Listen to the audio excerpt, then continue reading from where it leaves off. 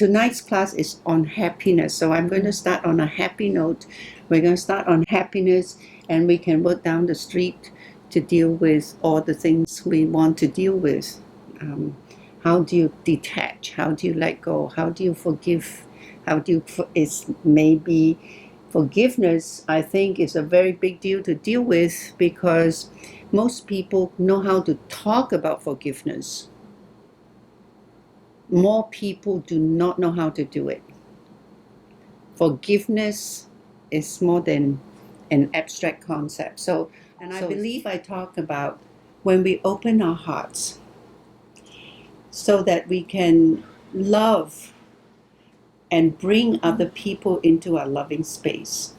That if we can open our hearts and allow ourselves to love the unlovable, to embrace the unembraceable, then we know that we're in sync with the universe. It also means the unlovable within ourselves. Not Yes. just in other people. I think a lot of times, and in 13 years since I have been in this practice, I think the malady that ails the clients that come into my office is the lack of self-love. Is not about other people not loving you. Is the bottom line is the fear of not being lovable. I call it the bad country western song. Then, oh my God, I'm going to lose my house, I'm going to lose my husband, I'm going to lose the dog, and then I'm going to lose everything, and I'll never be able to retire, and I'll be the homeless person in the street, and then nobody loves me because I'm unlovable. And when we were babies, we don't know anything, and then adults teach us a lot of stuff. Some of the stuff that we learn is good stuff. Most of the stuff we learn is not good stuff. But we are so cluttered with so much stuff that we get to a point in our lives we don't know which part of the clutter is useful and which part is not. So at this point in our life, I like to sort of sort out the things that are useful and discard those that are not, because I don't know about you, but my bookshelves are pretty full. So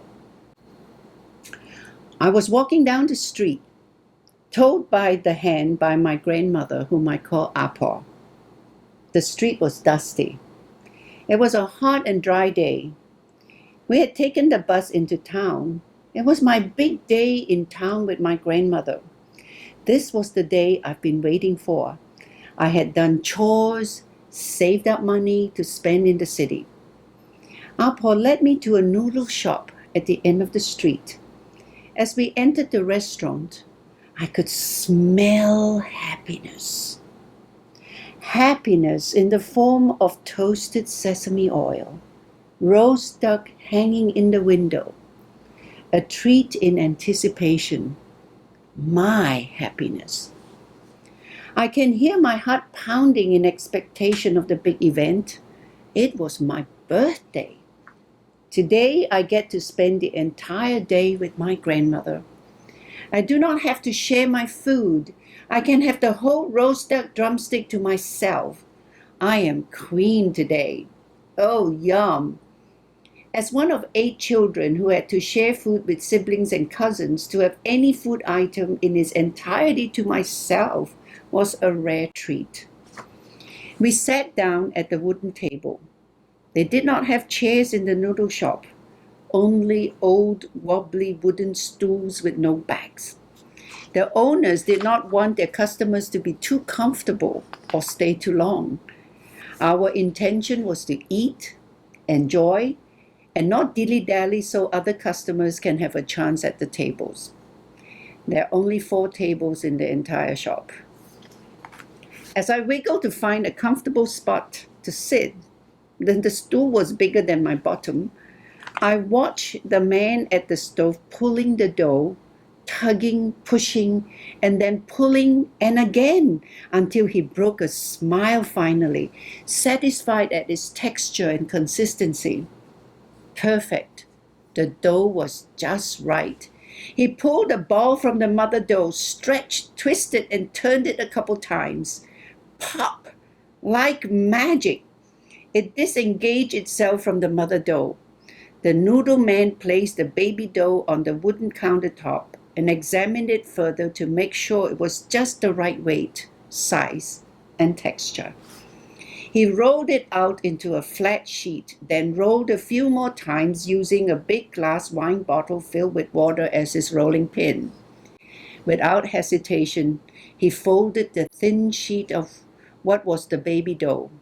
He folded it once, twice, 3 times to form a tidy pile. All this time, I was totally fixed on this magic show. What's he going to do next? People around me were chattering away in 2 or 3 Chinese dialects. I recognized my native Cantonese, but they were definitely a family talking in Hakka dialect, what my grandfather spoke. There was an old man smoking his water pipe at the far end of the table. 2 other old men sat at the table with him, but he was the only one smoking the pipe. I could hear the water dragon gurgling and steam coming out of the dragon's mouth. Although startled out of my noodle man trance, I was not scared. Grandmother smoked a pipe like that at home. She had her own water dragon. Only that Apo was too much of a lady to smoke in public. Chop, chop, chop, chop, chop. The sounds brought me back from the water dragon to my noodle man. He had a huge cleaver in his hand, and like a kung fu grandmaster, his strong hand held the cleaver that descended upon the pile of baby dough. Chop, chop, chop, chop, chop, chop, chop. Before I could shut my mouth, which somehow had opened wide in fascination and stayed open like a codfish, the folded pile of baby dough sheets had turned into mounds of perfectly formed noodles. Noodle Man winked at me. He cupped a handful of his magic noodles, smiled at me, gesturing that this was just for me. Like toasting the gods, he offered it up to the heavens and plopped them in the steaming hot pot of water. I shut my mouth as my eyes turned into saucers. Noodle Man took out a small basket attached to a bamboo rod, and then 2 of the longest chopsticks I had ever seen. He put the basket in the steaming pot and used the chopsticks to fish for my noodles. Amazing how Noodle Man found my noodles. You could hardly see anything through the steam. Carefully, he corralled the noodles into the basket. He tossed the basket around the water a few times. He found a pretty porcelain bowl, turned to show me the inside of the bowl that was painted with 2 peonies. Lucky flowers, I thought. He winked at me again. He pulled the basket out of the steaming pot of water and placed it on the hook to let the water drain. There were several jars of sauces and oils on the counter, supervised by 4 shiny roast ducks hanging over them. I could smell the spices and oils. Soon, very soon. I salivated. Noodle Master took a spoon, and one by one he took something out of each jar and put it in the bowl. It was a secret recipe. It is a magic spell. Don't even blink, I told myself. This is too important to pass up. Pay attention, hold your breath. You can breathe later. 9, I counted, 9 different ingredients. Now the noodles. He splashed the noodles into the bowl. The long chopsticks picked up the noodles and did a dance with the stuff in the bowl. The yellow noodles turned into a deep dark brown, and the aroma of the mixture permeated the small room. The old man stopped smoking. There was silence in the room. Well, except for the music of the aromas and the hissing of the steam. White porcelain bowl, brown noodles. The peonies are now completely covered like shy princesses, safe and warm underneath the blanket of noodles. Only Noodle Man and I knew they were there. We smiled at each other, comrades in crime. Noodle Master looked approvingly at his art. He examined it carefully for a second, and with one decisive move, he picked up 2 green sprigs of cooked greens and placed it on the top right end of the bowl, like adorning the princess's hair with a jade hairpin. Happy with his work so far, he placed the bowl aside. Now, for the finishing touch, he selected the 3rd roast duck in the row, took it off the hook, and placed it on the cutting board. Using the cleaver's blade like a skilled surgeon, he carved out the right drumstick. He hung the rest of the duck back on the hook.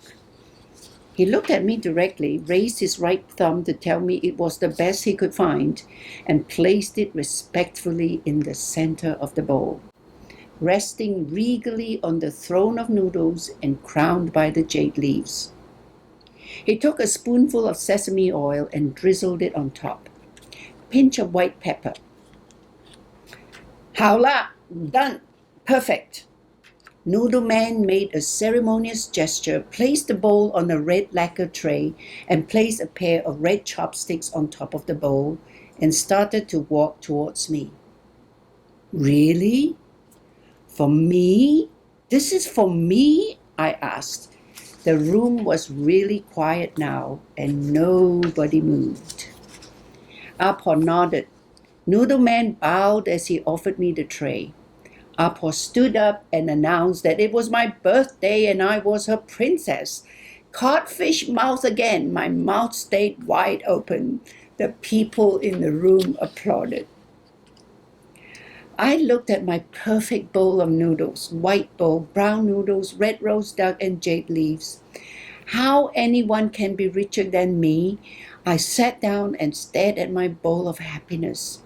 I did not want to eat it. It was all too precious. "Ayah, eat, child, eat," Apo commanded.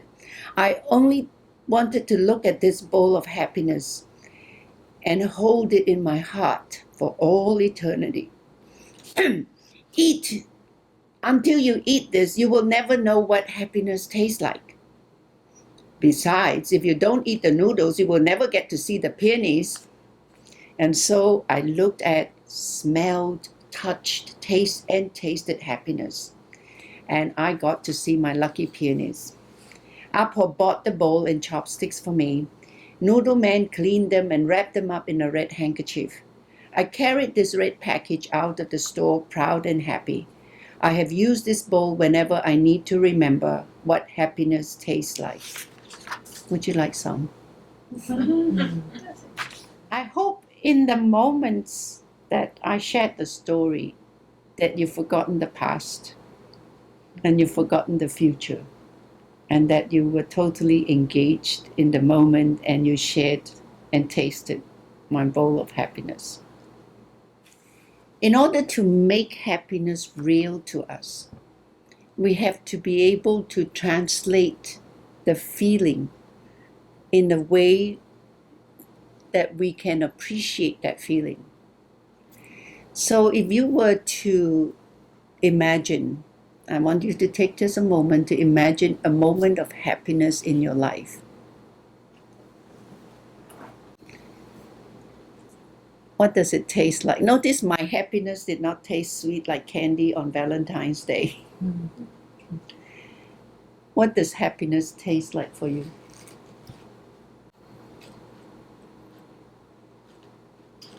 Salty. It's salty.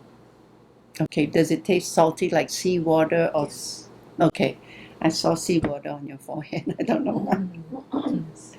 Okay, salty like seawater. What does your happiness taste like? Sweet. Sweet as in sweet like.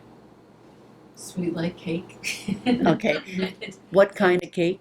Chocolate. Okay. That's And not yours? fair, because that was mine. Mine is savory, but with a little sweet and a little salt. Like. Like things that I make with noodles. Okay, something with noodles. Okay. Yeah. And what does your happiness taste like? Salty soup, Salty soup Korean soup. with kimchi, The kimchi jjigae, yes. okay, Or the seaweed soup. of seaweed soup. Okay. Does it have to be in a taste of flavor where you eat, or can I say something different? Okay. private things don't taste in this room. Happiness for me is looking. For example, I Wait, look at we'll my- get to sight later. Oh, sight. Right now we're talking about our The taste, actual taste. a sense of taste. All right. Sense of taste can be anything. Choose one. First one comes your Um, the fusion of spices. Okay, where, spices like hot spices or umami spices or salty spices. medium exotic spice. Name me a spice. Is it cardamom, cumin, fennel, fenugreek, I like to cook, so it seems like in that sense. licorice, I anise? could not really focus, but any cooking spice. Okay, all right. You coming back to you later. What I'm doing here, folks, what I'm doing here is to move you in a direction where it becomes real to you. If you can't taste it, you haven't got it. Right? So most of us imagine happiness to be something very abstract and intangible. So somebody comes to me in my office, I want to be happy. I said, well, what does he look like when, and what do you do with him when you find him? Right? So it's abstract. What would make you happy today in this moment? What would make you just a little bit happier right now? If you could have something that would make you happier. Chocolate cake. Chocolate cake. You see, she knows. And not just chocolate cake, but La Madeleine Sakatot. Because I saw how happy she was when she ate that piece of chocolate cake that day. Okay, so that's one experience. So we are alive because we experience. All right. Many people are what I call walking dead. They wake up in the morning, they do the same old, they're habitual, they live habitual lives. They're on auto format all the time. They do things, they don't think about what they do. And I can tell you most accidents are caused by the person because they're not paying attention.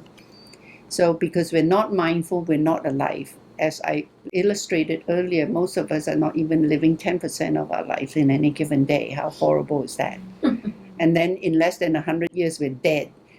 So if we use less than 10% of our lives and we live 100 years, we've only lived 10 years. And half of that, you're unconscious. How sad. So life is very simple. There's a beginning, there's an end, and your life is complete. Your life is not complete until you're dead. True? So there's a beginning, you're born, and then you die. So watch this hand. You start here, and then you die. You're unconscious before you become conscious, and then you get there and you're unconscious. Right? Some people have very long loops. Some people have very short loops, but they still have a complete life when they die. Now, the quality of life, we're going to have a lot of meetings to talk about that. So did you have a good life? Did you not have a good life? Those issues are largely subjective. And so how we want to see our lives is the good part is we can create our own hell. In fact, most of us do. And because we can create our own hell, we can also uncreate it. That's the good news is we can uncreate it. The bad news is most people are in hell and they don't know they're in hell because a fish cannot see the water in which it's swimming until it chokes and dies. Right? So part of the purpose of this series of lessons in life is to look at how we can become aware of where we are. How can we become aware of the life we have? Now, however old you are, if you look back and you don't like your life, too bad, can't do anything about it. bus had come and bus had gone. The good news is we can get off that bus and take the right bus and go to where you want to go. So that's the piece we're looking at. How can we stop whatever we're doing that we don't like? So we can get off that bus. So you can get, Change to thank another you. bus. Because tonight I'm talking about bus. Usually I talk about train. When the train is going off in the wrong direction, you have to first stop the train before you can change tracks. You can't change tracks when the train is still going. So the first step is you've got to stop the madness. All right? Many people know.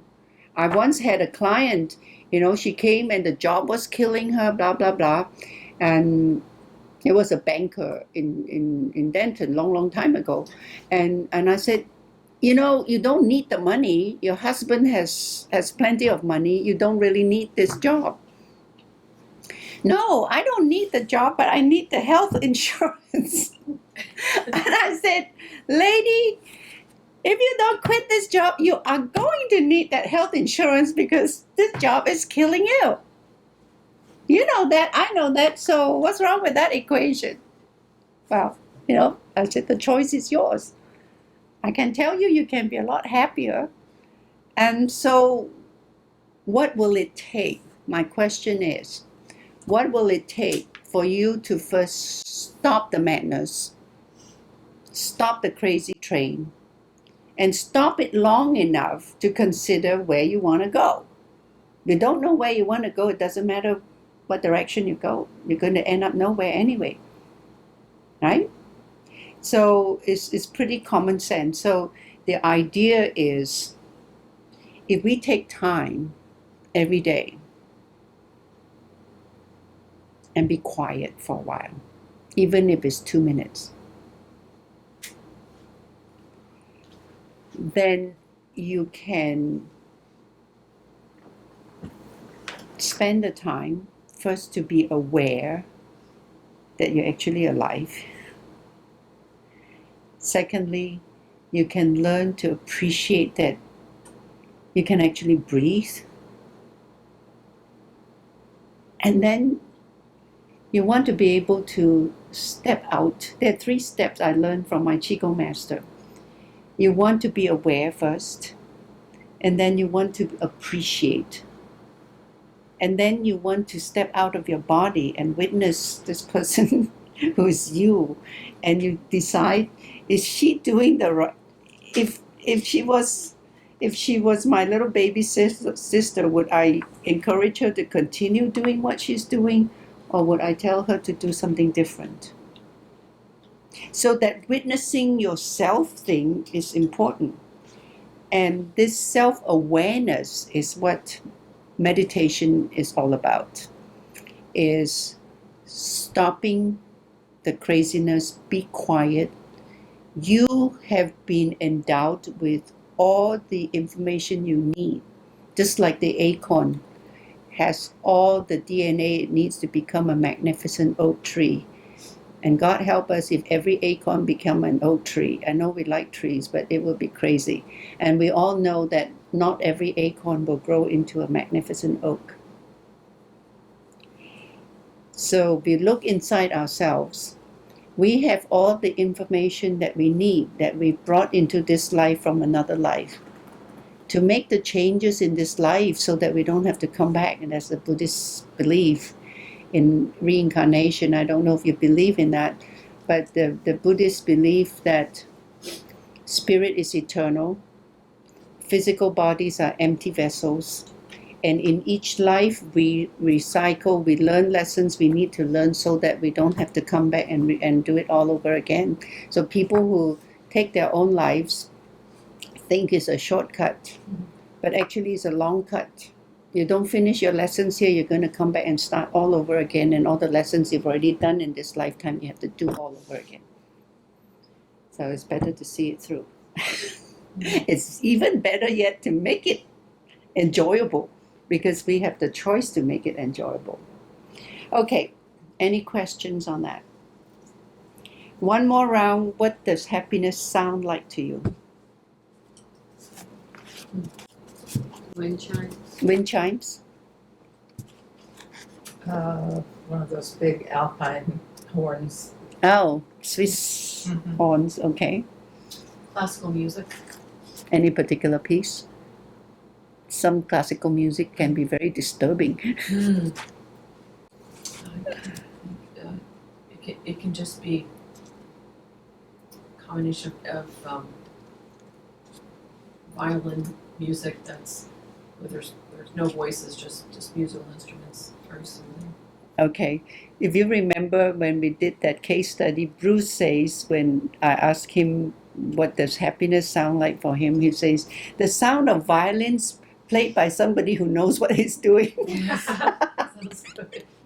Because violin can sound pretty awful if you don't know how to play it. Very painful. Yes. What does it sound like for you? Well, I have two.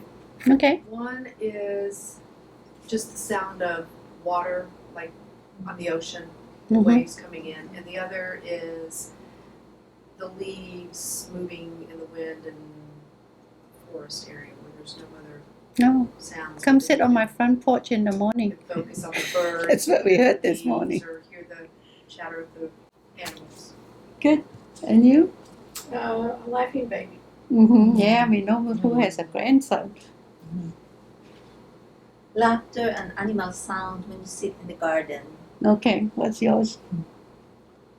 Kweethai saying dinner's on the table. Yes. That's up there. And then she says, I'm going to have chocolate cake for dessert, right? That's right up there. Actually, the sound of train makes me happy. Yeah. Okay. Close your eyes for a second. Imagine you can touch happiness. Just the texture. Imagine you can touch happiness. What does it feel like?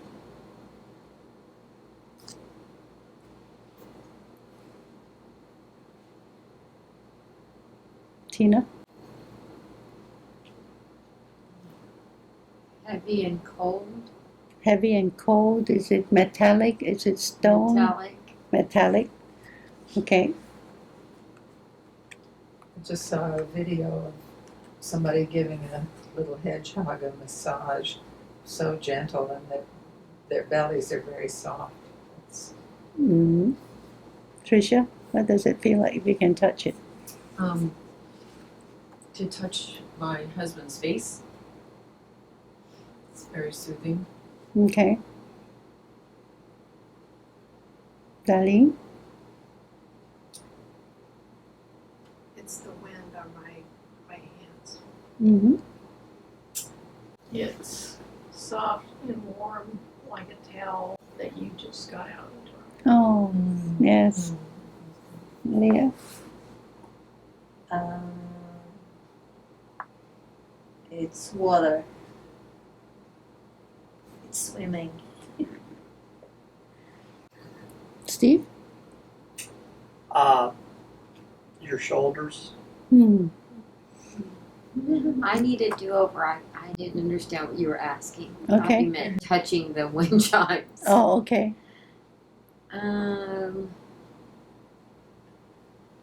Dave's hair. Yes, I think so. He has cute hair. He has cute hair. And for me, it's when I put my hands in the dirt, working in my garden, and moving plants and replanting things, and they're happy and Or even picking out the weeds. Yeah. It's very therapeutic. Yeah. Isn't there just cool? yeah. I just did many days of that. It's just, don't have to think about it. Okay, good. Now imagine you can smell it. What does it smell like?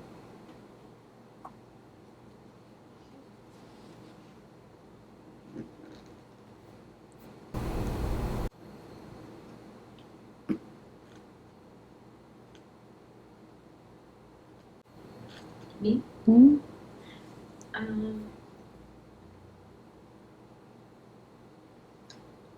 Roses. I love flowers, peonies, and roses. Okay. Linda? the smell of a horse barn. Hmm. Very earthy. Two things, like, I love the smell of the ocean, and I love the smell of clean clothes coming out of the dryer. Mm. Yeah, like her. Darling? It's warm and moist and salty smell from the ocean. Okay. I love the smell of the warm, like if you're cooking Thanksgiving dinner or something. Mm. Pumpkin pie in the oven. Yeah. Fresh linen. I think there's something so luxurious about newly washed bed sheets and linen. Steve? Cinnamon rolls. There you go. That's Oh, this escapes me. What was I smelling? Yes, fresh cut grass. This morning we sat on the porch, and you cut the grass yesterday, didn't you?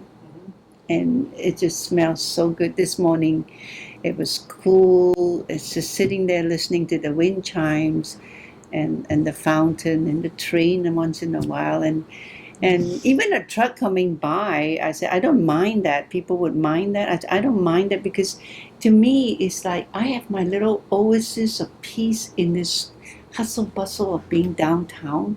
This is something, the contrast is this makes me feel very happy. Okay, so we have gone through experiencing what happiness tastes like to us, smell like, sound like, feel like.